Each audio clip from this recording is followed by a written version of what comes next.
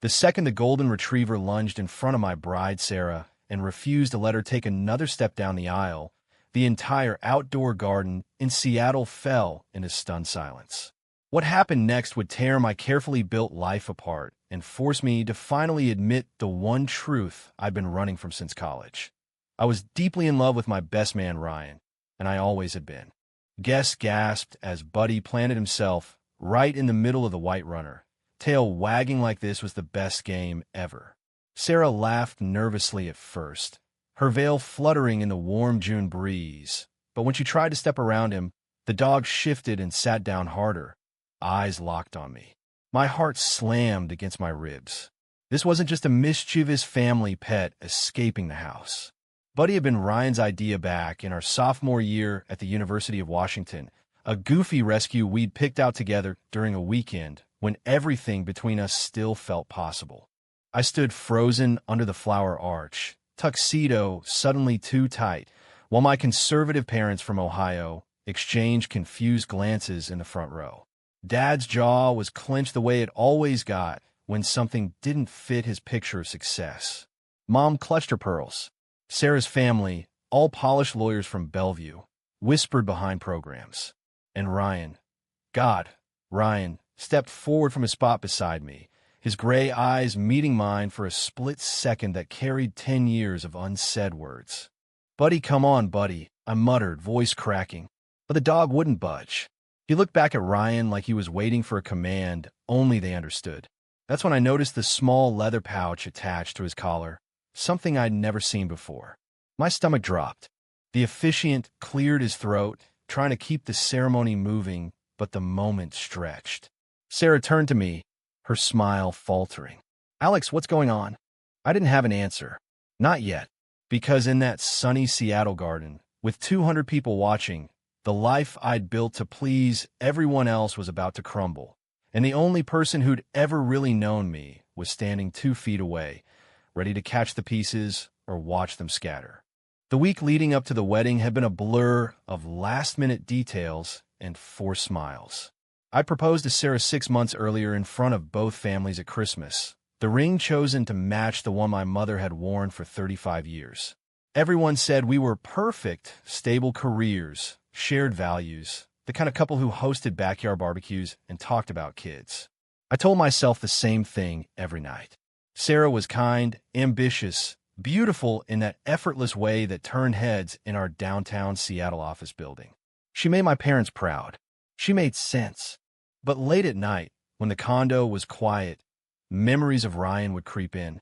College nights, studying for finals in his cramped apartment off campus, laughing until we cried over bad takeout. The way his hand had brushed mine once during a movie, and neither of us pulled away. The single weekend we spent in a cabin on the Olympic Peninsula, just the two of US and Buddy as a puppy, where everything felt right until Monday morning came and reality crashed back. I'd panicked, told him it was a mistake, that I couldn't be that guy. He nodded, eyes sad but understanding, and we'd never spoken of it again. He moved to Portland for a design job. I stayed in Seattle, built the life everyone expected.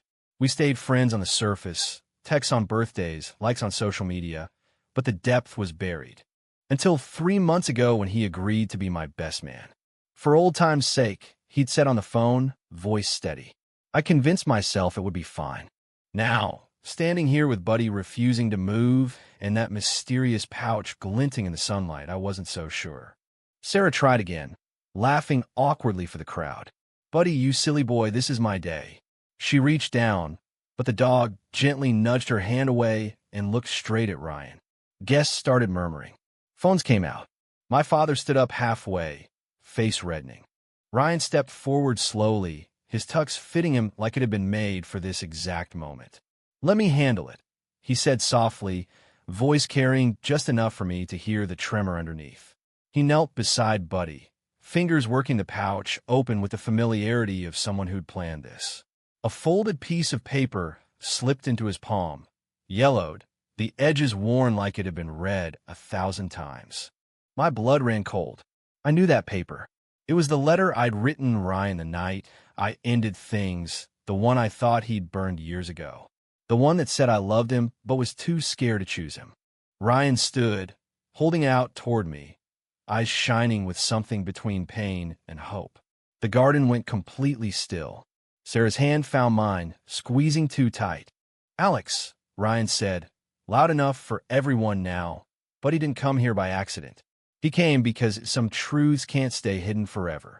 And just like that, the wedding I'd spent months planning became the day my entire world cracked wide open. The letter trembled in Ryan's hand as the breeze off Puget Sound carried the scent of roses and salt water. I stared at it like it was a live wire. Sarah's grip on my arm tightened until her nails dug in through the tuck's sleeve.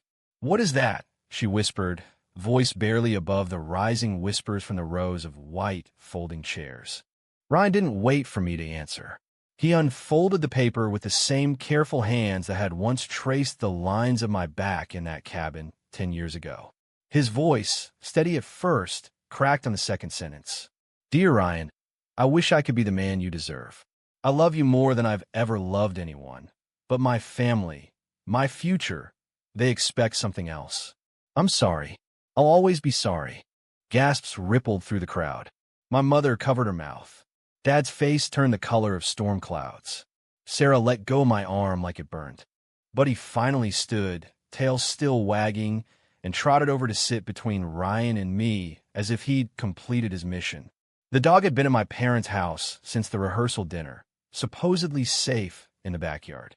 Someone had clearly let him out, maybe on purpose, maybe not, but right now that didn't matter.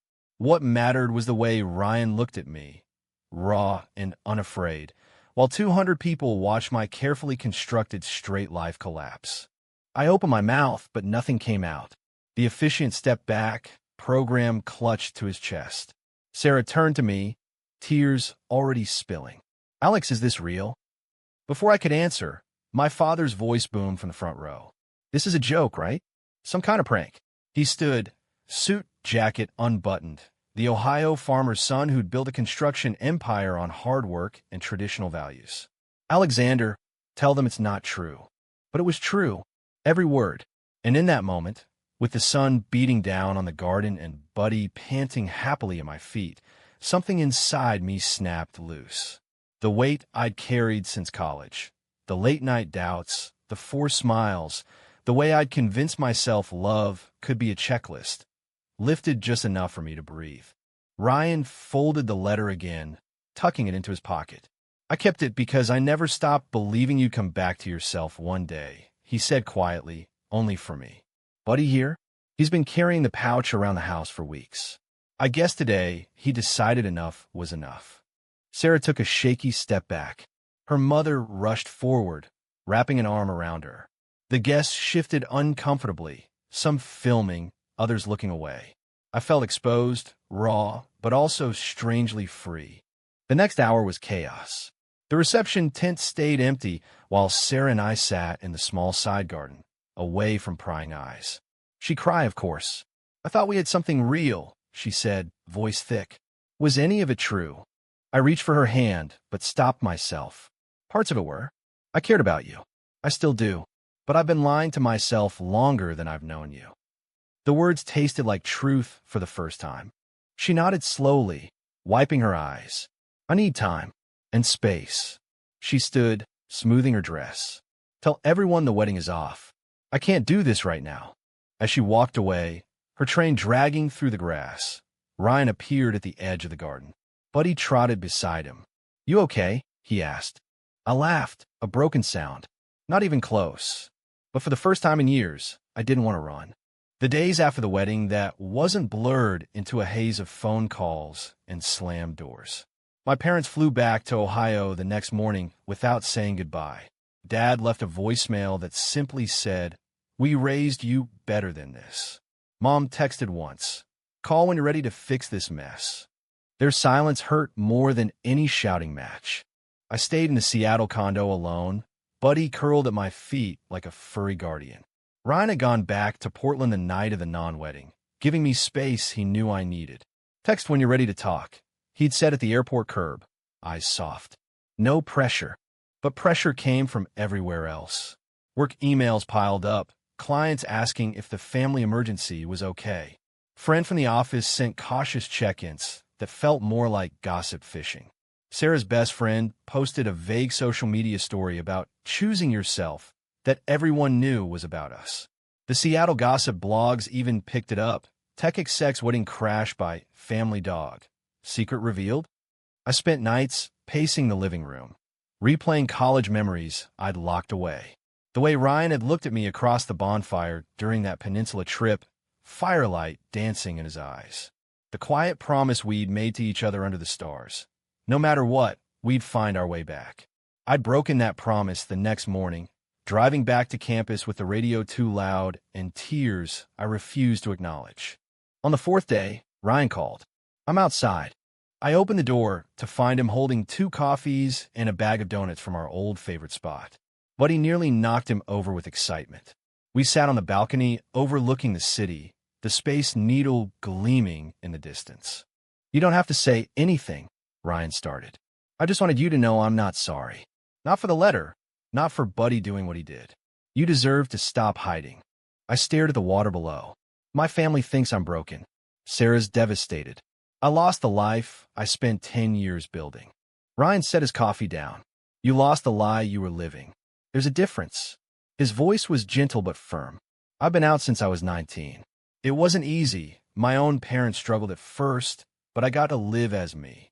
You never gave yourself that chance. We talked for hours. He told me about the years after college, the relationships that never quite fit because part of him was still waiting. I admitted the panic attacks I'd hidden, the way I'd thrown myself into work and Sarah to drown out the voice that whispered Ryan's name. By the time the sun set, something shifted. The fear was still there, heavy as ever, but it wasn't the only thing anymore. That night, I sent my parents a long email. Not an apology, an explanation. I told them about the fear, the pressure, the love I'd denied. I hit send before I could change my mind. The response from Ohio came 3 days later in the form of a plane ticket. Come home for the weekend, Mom wrote. We need to talk face to face. Dad added nothing. I flew into Columbus with Buddy in cargo, Ryan's encouraging texts lighting up my phone the whole way. The farmhouse looked the same, red barn, wraparound porch, American flag snapping in the wind. But the air felt different, charged.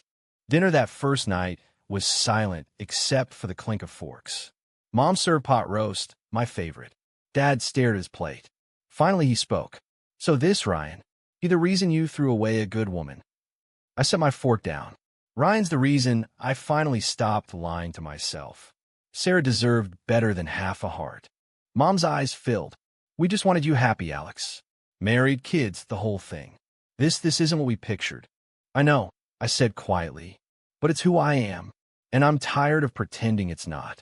The weekend was a marathon of hard conversations. Dad took me to the barn, the place we'd always gone for serious talks. I don't understand it, he admitted, voice rough. But I love you, son. That hasn't changed. It wasn't full acceptance, but it was a start. Mom cried when I showed her pictures of Ryan and me from college, the ones I'd kept hidden. He seems kind, she whispered. Back in Seattle, work became its own battleground. My boss pulled me into his office. The board's concerned about the publicity. We need to keep things professional. Translation, stay in the closet at the office. I nodded, but inside something hardened. I started updating my resume that night. Ryan drove up every weekend. We walked Buddy along the waterfront, talked about everything and nothing. One Sunday, he stopped me on the pier. I'm not asking for anything you're not ready to give. But I'm here. I've always been here. I kissed him then, right there with the ferries gliding past and tourists snapping photos. It felt like coming home. Sarah reached out in July. We met at a quiet cafe near her new apartment. She looked thinner but stronger. I've been seeing a therapist, she said. It helped. I told her everything. The college years, the fear, the way I'd used our relationship as a shield. She listened without interrupting. When I finished, she nodded. I'm angry, but I'm also glad you're figuring it out. You deserve to be happy too. We hugged goodbye, and for the first time since the wedding, I didn't feel like a villain. My parents visited Seattle in August. Dad shook Ryan's hand at the door. Treat my son right, he said gruffly. Mom brought a photo album of me as a kid and asked Ryan questions about his design work. It was awkward, slow, but real.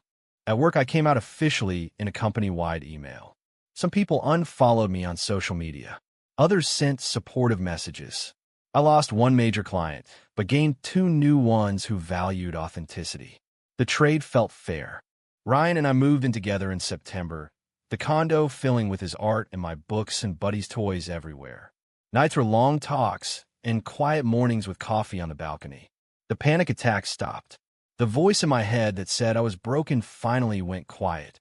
One crisp October evening, we took Buddy to the same garden where everything had fallen apart. The owners had turned it into a public park. Ryan pulled a small box from his pocket. "Not a wedding," he said, smiling. "Just a promise. Whenever you're ready." Inside was a simple silver band. I slipped it on. "I'm ready now." 6 months later, we stood on the same pier where our first real kiss had happened. The Seattle skyline glittered behind us, ferries cutting white trails across the water. Buddy sat between us, tail thumping. Ryan wore the silver band on his left hand. I wore its match. No big ceremony, no guests, just us, the dog who started it all, and the future we'd finally chosen. My parents had driven out for the weekend. They joined us for dinner afterward, Dad telling Ryan fishing stories while Mom showed pictures of the farmhouse. Sarah even sent a congratulatory text. Life wasn't perfect, but it was honest. I looked at Ryan, the man who'd waited a decade for me to find my courage, and felt a peace I'd never known. The boy who'd been terrified of disappointing everyone had become the man who refused to disappoint himself. But he barked once as if approving. True or false? A dog's instinct can sometimes uncover the deepest human secrets we fear to face.